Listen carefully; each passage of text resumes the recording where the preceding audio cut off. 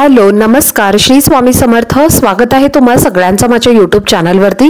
आजचा दिवस तुम्हा सर्वांना खूप छान सुखाचा आणि आनंदाचा जाऊ देत हीच मी स्वामींच्या चरणी प्रार्थना करते आणि आजच्या व्हिडिओला सुरुवात करते। पण त्या अगोदर तुम्ही माझ्या चॅनलवरती जर नवीन असाल तर चॅनलला सबस्क्राइब नक्की करा। त्याचबरोबर कमेंटमध्ये श्री स्वामी समर्थ लिहायला अजिबात विसरू नका। आज 6 फेब्रुवारी वार आहे मंगळवार आणि आज आहे षटतिला एकादशी। षटतिला एकादशीच्या दिवशी तीळ दान केल्यामुळे आपल्याला त्याचं पुण्यफळ हे प्राप्त होत असतं आणि त्याचबरोबर आपल्या सर्व इच्छा मनोकामना या सुद्धा पूर्ण होतात। तर आजच्या दिवशी भगवान श्री हरी विष्णूंना सुद्धा आपल्याला तीळ अर्पण करायचे आहेत आणि तिळाचे काही उपाय सुद्धा आपल्याला करायचे आहेत। बरेचसे उपाय तुमच्या सोबत मी ऑलरेडी व्हिडिओज मध्ये शेअर केलेले आहेत। तुम्ही जर ते व्हिडिओज पाहिले नसतील तर आपल्या चॅनलला व्हिजिट करून तुम्ही ते व्हिडिओज नक्की बघा। तर बघा जास्तीत जास्त आज तुम्हाला सांगितल्याप्रमाणे तीळ हा वापरायचा आहे आणि तिळाचा नैवेद्य बनवून तुम्हाला भगवान श्री हरी विष्णूंना अर्पण सुद्धा करायचा आहे आणि तीळ सुद्धा तुम्हाला भगवान श्री हरी विष्णूंवरती अर्पण करायचा आहे। एका वर्षामध्ये एकूण 24 एकादशी येतात आणि प्रत्येक महिन्यामध्ये 2 एकादशी येत असतात। प्रत्येक महिन्यातील एकादशीचं वेगळं वेगळं महत्त्व असतं। तर षटतिला एकादशीचं महत्त्व जे आहे तर ते इतर एकादशींपेक्षा वेगळं आहे। या दिवशी जर तुम्ही काही उपाय केले तर त्याचं तुम्हाला निश्चितच फळ हे प्राप्त होत असतं। तर आज रात्री आपल्याला आपल्या घरातनं एक अशी वस्तू बाहेर फेकायची आहे त्यामुळे आपल्या जीवनातील सर्व अडचणी दोष दुःख दारिद्र्य हे सर्व काही नष्ट होईल आणि आपल्या घराची मुलांची आणि आपल्या पतीची अगदी भरभरून प्रगती होईल। तर असा हा उपाय तुमच्या सोबत मी आजच्या व्हिडिओमध्ये शेअर करणार आहे। त्यामुळे व्हिडिओ हा स्किप न करता शेवटपर्यंत नक्की पहा जेणेकरून तुमच्यापर्यंत योग्य ती माहिती पोहोचेल। आणि चॅनलवरती जर नवीन असाल आणि असेच जर तुम्हाला माहितीपूर्ण व्हिडिओ बघायला आवडत असतील तर चॅनलला पण नक्की सबस्क्राइब करा। तर हा जो उपाय आहे तर तो आपल्याला कधी करायचा आहे? आज संध्याकाळी 6 नंतर ते रात्री 12 वाजेपर्यंत तुम्ही हा उपाय केव्हाही करू शकता। तर बघा हा उपाय फक्त आपल्याला सकाळी करायचा नाहीये किंवा दुपारी सुद्धा करायचा नाहीये। हा उपाय केल्यामुळे आपल्या घराची भरभरून प्रगती होईल आणि मुलांची प्रगती होईल आणि त्याबरोबरच घरातील कर्त्या पुरुषाची सुद्धा अगदी भरभरून प्रगती होईल आणि जे काही घरामध्ये दोष असतील अडचणी असतील गरिबी असेल दारिद्र्य असेल तर ते संपूर्णपणे नष्ट होईल आणि त्याचबरोबर तुमच्या घराची जर प्रगती कुठे खुंटत असेल तर षटतिला एकादशी जी आहे तर ती यावेळेला तुम्ही पितृदोष दूर करण्यासाठी सुद्धा अतिशय महत्त्वाची मानली जाते। जर तुमच्या घरामध्ये पितृदोष असतील तर अनेक प्रकारच्या अडचणी या तुमच्या कामामध्ये येत असतात, जसे की विवाह जुळत नाहीत, मुलांची प्रगती होत नाही, नोकरी प्राप्ती होत नाही, घरामध्ये पैसा टिकत नाही, घरामध्ये वारंवार भांडणं वादविवाद कलह आजारपण अशा प्रकारच्या गोष्टी जर तुमच्या घरामध्ये घडत असतील किंवा कष्ट मेहनत करून सुद्धा जर पैसा तुमच्या घरामध्ये येत नसेल आणि आलेला पैसा जर तुमच्या घरामध्ये टिकत नसेल तर त्यासाठी तुम्हाला हा उपाय करायचा आहे। आता उपाय करण्यासाठी तुम्हाला सगळ्यात महत्त्वाची गोष्ट लागणार आहे ती म्हणजे काळे तीळ।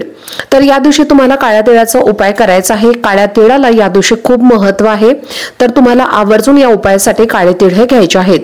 त्यानंतर तुम्हाला पिवळी मोहरी जी आहे तर ती आपल्याला घ्यायची आहे। जी आपण पूजेसाठी पिवळी मोहरी वापरत असतो उपायांसाठी वापरत असतो तर ती तुम्हाला घ्यायची आहे। नकारात्मकता दूर करण्यासाठी ही पिवळी मोहरी अतिशय महत्त्वाची मानली जाते त्यामुळे अगदी चिमूटभर पिवळी मोहरी तुम्हाला घ्यायची आहे। त्यानंतर 7 लाल मिरच्या ज्या आहेत तर त्या तुम्हाला घ्यायच्या आहेत। लाल मिरच्या नसतील तर हिरव्या मिरच्या घेतल्या तरीही चालेल। त्यानंतर तुम्हाला खडे मीठ घ्यायचं आहे आणि त्यानंतर तुम्हाला 2 लवंगा घ्यायच्या आहेत। तर या सगळ्या वस्तू तुम्हाला 7-7 वेळेला तुमच्या घरातल्या प्रत्येक व्यक्तीवरनं उतरवून घ्यायच्या आहेत।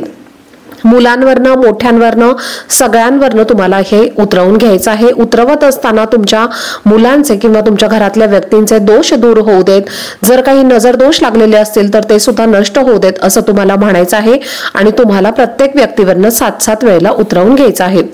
तर बघा हे उतरवून घेतल्यामुळे तुमच्या घरामध्ये जर काही आजारपण असेल चिडचिडेपणा जर एखादी व्यक्ती करत असेल किंवा कोणाची नजर दोष एखाद्या व्यक्तीला लागलेली असेल आजारपण असेल तर या सगळ्या गोष्टी नष्ट होतील आणि त्यामुळे तुम्हाला घरातल्या प्रत्येक व्यक्तीवरनं आणि स्वतःवरनं सुद्धा उतरवून घ्यायचं आहे। त्यानंतर हे सगळं काही करत असताना आपल्या मनामध्ये आपल्याला श्री स्वामी समर्थ या मंत्राचा जप सुद्धा आवर्जून करायचा आहे आणि अशा पद्धतीने तुम्हाला उतरवून घ्यायचं आहे। त्यानंतर तुम्हाला घराच्या प्रत्येक कोपऱ्यामधनं तुम्हाला हे फिरवायचं आहे म्हणजे घराच्या प्रत्येक कोपऱ्याला तुम्हाला टच करत तुम्हाला हे आणायचं आहे। तर बघा घराचा जो मुख्य दरवाजा आहे तिथे तुम्हाला हे फिरवत आणायचं आहे। 7 वेळेला तुमच्या घराच्या मुख्य दरवाजावरनं सुद्धा उतरवून घ्यायचं आहे। त्यानंतर तुम्हाला तुमच्या तुमच्या घराच्या दक्षिण दिशेला या वस्तू टाकायच्या आहेत किंवा तुम्ही एखाद्या डस्टबिन मध्ये टाकलं तरीही चालेल।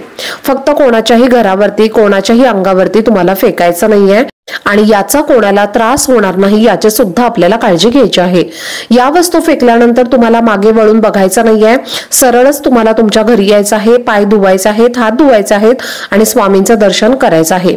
मागे वळून पाहिलं तर आपल्या घरामधली जी काही सगळी नकारात्मकता, वाईट शक्ती, दोष आहेत तर ते पुन्हा आपल्या सोबत आपल्या घरामध्ये प्रवेश करत असतात। त्यामुळे तुम्हाला चुकून सुद्धा मागे वळून बघायचं नाहीये।